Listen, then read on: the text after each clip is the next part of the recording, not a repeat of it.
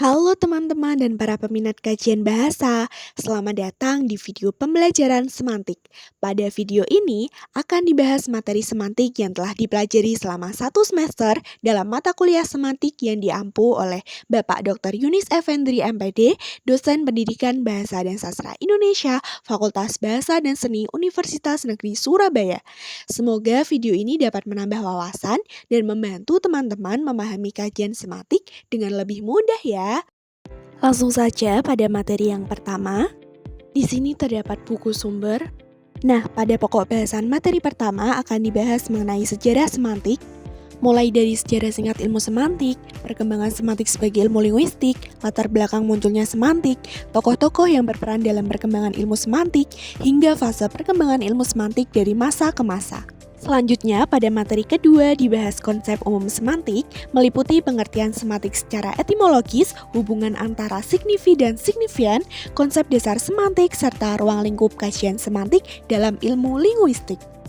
Pada materi ketiga, akan dibahas berbagai jenis semantik, seperti semantik behaviorisme, semantik deskriptif, semantik generatif, semantik gramatikal, semantik historis, semantik leksikal, semantik logika, semantik struktural, beserta rangkuman pengertian dari masing-masing jenis semantik tersebut.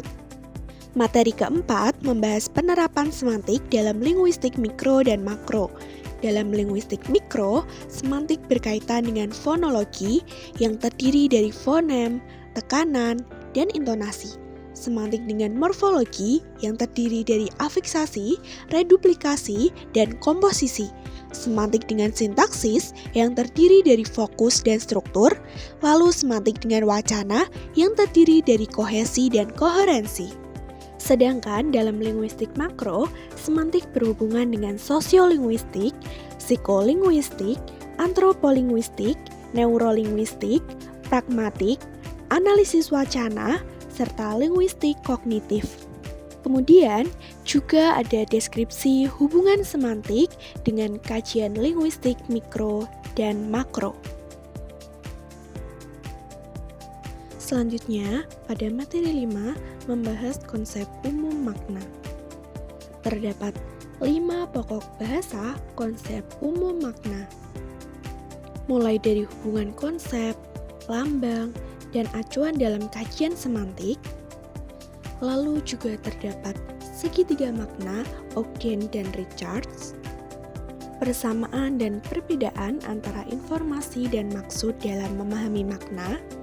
Lalu terdapat konsep makna, fokus utama dan konsep kunci makna menurut para ahli, komponen makna yang terdiri dari simbol, konsep, acuan, nilai rasa atau konteks, serta analoginya, penjelasan umum tentang aspek-aspek makna yang terdiri dari pengertian, perasaan, nada, dan tujuan.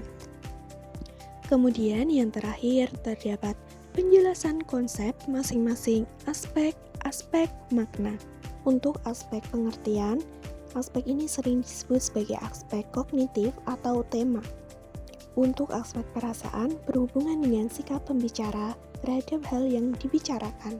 Aspek nada berhubungan dengan sikap pembicara terhadap pendengar atau lawan bicara.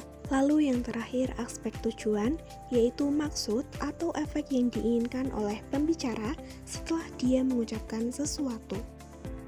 Selanjutnya, pada materi ke-6 akan dibahas berbagai jenis makna, seperti makna leksikal, makna gramatikal, makna referensial, makna non-referensial, makna denotatif, makna konotatif, dan jenis makna lainnya yang lebih luas dalam kajian semantik. Pada materi ke-7 membahas perubahan makna yang meliputi latar belakang terjadinya perubahan makna, konsep perubahan makna, dan dalam pembahasannya juga dijelaskan perkembangan perubahan makna mulai dari masa pramodern abad ke-19 hingga abad ke-20. Selanjutnya terdapat faktor penyebab perubahan makna, baik faktor kebahasaan maupun non-kebahasaan, serta berbagai jenis perubahan makna seperti perluasan atau generalisasi, penyempitan atau spesialisasi, amelioratif, peyoratif, dan asosiasi. Pada materi ke-8 akan dibahas hubungan makna dalam kajian semantik, yaitu hubungan antar makna dalam suatu kata maupun antar satuan bahasa. Yang pertama terdapat sinonim. Sinonim merupakan hubungan semantik yang menyatakan adanya kesamaan makna antara satu kata dengan kata lainnya. Selanjutnya yaitu homonim adalah kata yang memiliki bentuk dan bunyi yang sama tetapi memiliki makna yang berbeda. Homofon adalah kata yang memiliki bunyi yang sama tetapi berbeda tulisan dan maknanya. Homograf adalah kata-kata yang memiliki ejaan atau tulisan sama namun pelafalan atau bunyi dan maknanya itu berbeda. Selanjutnya yaitu hiponim hipernim. Hiponim adalah kata yang maknanya lebih khusus, sedangkan hipernim adalah kata yang maknanya lebih umum. Meronimi, holonimi. Meronimi adalah hubungan bagian dengan keseluruhan, sedangkan holonimi adalah hubungan keseluruhan terhadap bagian. Antonim menunjukkan hubungan semantik antara dua satuan ujaran yang maknanya saling berlawanan, bertentangan, atau kontras. Antonim bisa diartikan sebagai kata-kata yang memiliki makna berlawanan atau disebut juga dengan lawan kata. Polisemi adalah satu kata yang memiliki lebih dari satu makna yang masih saling berkaitan. Redundansi adalah penggunaan kata yang berlebihan karena memiliki makna yang sama. Dan terakhir yaitu ambiguitas adalah keadaan ketika suatu kata, frasa, atau kalimat memiliki lebih dari satu makna sehingga menimbulkan penafsiran ganda. Selanjutnya, materi ke-9 membahas prinsip hubungan makna yang menjelaskan keterkaitan makna dalam penggunaan bahasa. Terdapat 4 prinsip hubungan makna. Yang pertama, prinsip tumpang tindih dan implementasinya. Yang kedua, prinsip inklusi dan implementasinya. Yang ketiga, prinsip komplementer dan implementasinya. Dan yang keempat adalah prinsip bersinggungan serta implementasinya. Dan pada materi terakhir, membahas komponen dan medan makna.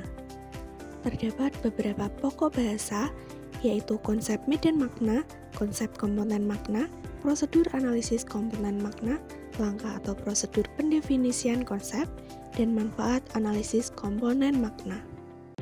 Teman-teman, makna kata itu tidak berdiri sendiri secara terisolasi.